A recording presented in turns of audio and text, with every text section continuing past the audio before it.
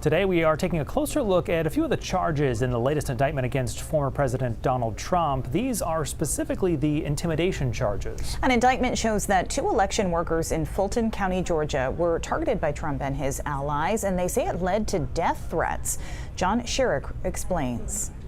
Fulton County elections workers, Ruby Freeman and her daughter Shay Moss, in November 2020, counting the votes in public and on video. And soon both of them were accused by then President Trump and his attorney Rudy Giuliani and others of having secret suitcases under the tables, suitcases full of fake Biden votes, accusations that were quickly debunked. State and federal investigators proved that those were routine ballot containers full of legitimate votes. And now the Fulton County indictment says that Trump and Giuliani and 3 of the other defendants committed felonies by targeting Freeman and Moss with false accusations. She stuffed the ballot boxes.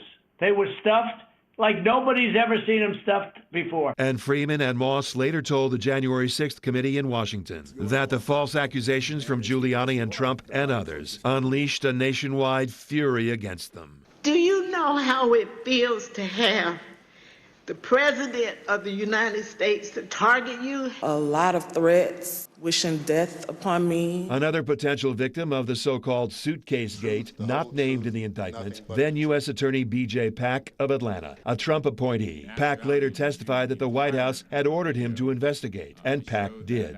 And determined that nothing irregular happened in the counting, and the allegations made by Mr. Giuliani were false. And with those findings, Pack was immediately forced out of the Trump administration. Now Trump and Giuliani and others are facing possibly years in prison if convicted of charges that include criminally targeting a mother and daughter with false accusations to try to beat Biden. John Sherrick reporting there. Now, apart from the false accusations on live television, the indictment also shows that members of the alleged conspiracy, not Trump himself, paid personal visits to Freeman's house and neighbors to try to convince her to confess to crimes she did not commit.